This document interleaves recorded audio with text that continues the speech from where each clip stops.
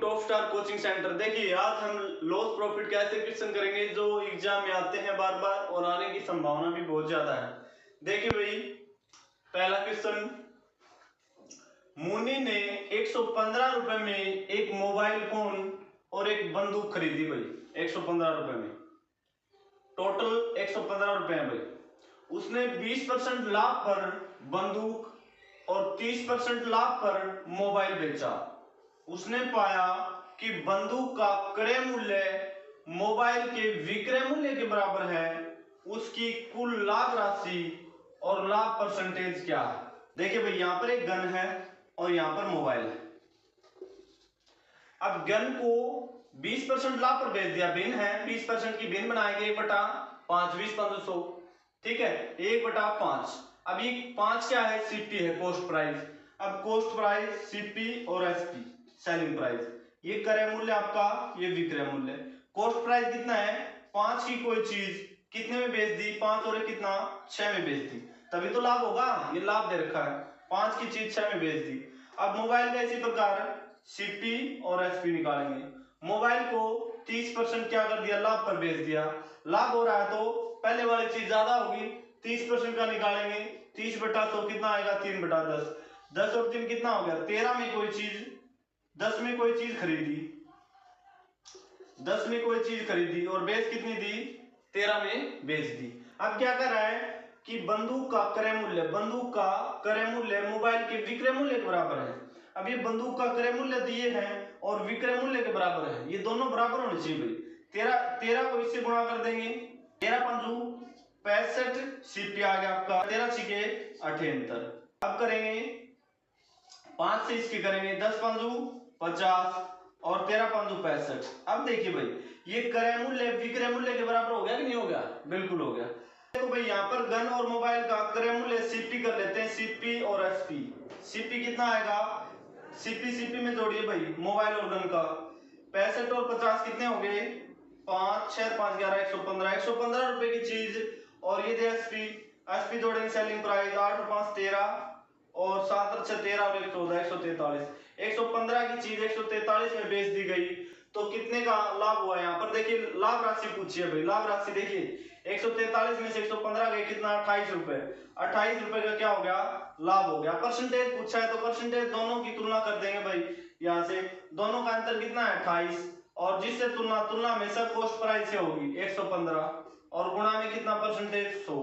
अब काट देंगे, 5 दूनी 10, 5 3 15, 5 दूनी 10, 28 दूनी 56, 560 को 23 से डिवाइड करेंगे, 23 दूनी 46, कितने बचे 4, 46 और 10 बच गए 100, 23 चौके 92, 24 सही 8/3%।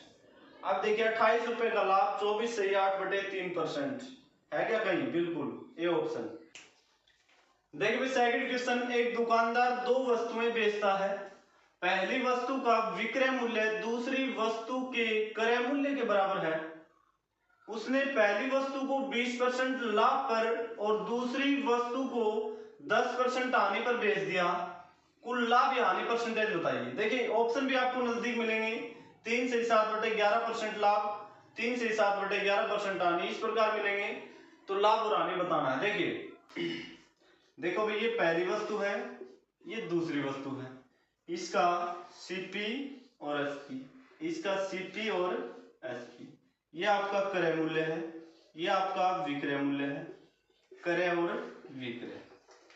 अब देखिए क्या कर रहा है, पहली वस्तु को 20% लाभ पर, यहां से भिन्न बनाएंगे 1/5, 20% की भिन्न बनेगी 20/100 1/5, 1/5 बनेगी तो ये सीपी हो गया आपका कॉस्ट प्राइस।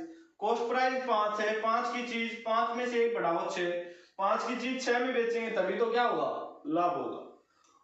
उसी प्रकार 10% हानि पर दूसरी वस्तु को बेच रहा है तो 10% हानि पर 10/100 बन गई भिन्न, कितनी आएगी 1/10। अब देखो अब यहाँ पर हानि हो रही है, अब हानि हो रही है तो ज्यादा में चीज खरीदेगा, 10 में चीज खरीदेगा वो और कितने में बेचेगा, 9 में बेचेगा, तभी हानि होगी। 10 रुपए की चीज 9 में बेच दी तभी तो हानि होगी ना। कि वस्तु का विक्रय मूल्य, पहली वस्तु का विक्रय मूल्य दूसरी वस्तु के क्रय मूल्य के बराबर है, ये विक्रय मूल्य है ना, ये क्रय मूल्य के बराबर होना चाहिए, ठीक है, ये कंडीशन लगा दी। तो इसको क्या करेंगे, इसको 10 से गुणा कर देंगे और इसको 6 से कर देंगे। अब 10 से करेंगे 10 पंजू 50 और यहाँ पर 10 छिके 60। अब देखो, अब क्या करेंगे, 6 से गुणा करेंगे, इसको गुणा करेंगे 6 से, इसको 10 से कर दिया, 6 से करेंगे 10 छिके 60 और 6 में 54। अब देखो, पहली वस्तु का विक्रय मूल्य है, दूसरी वस्तु के क्रय मूल्य के बराबर हुआ कि नहीं हुआ, बिल्कुल बराबर है भाई, 60 इसका है 60 इसका है। अब क्या करेंगे, क्रय पहली वस्तु और दूसरी वस्तु, यहाँ पर क्रय जोड़ देंगे, 50 और 60 कितना हो गया, 110 रुपए इसका क्रय मूल्य आ गया। विक्रय मूल्य कितना हो गया, 4 और 6 5 11 114। अब यहाँ पर परसेंटेज निकालना है, दोनों का अंतर कितना 4, जिससे तुलना की जाए, तुलना हमेशा कॉस्ट प्राइस से होगी 110 और गुणा में कितना 100, काट देंगे यहां से 10 सौ के 40/11। अब 11 से करेंगे, 11 दिए 33, 3 सही 7/11% का प्रॉफिट आ गया भाई, कितना 3 सही 7/11% का।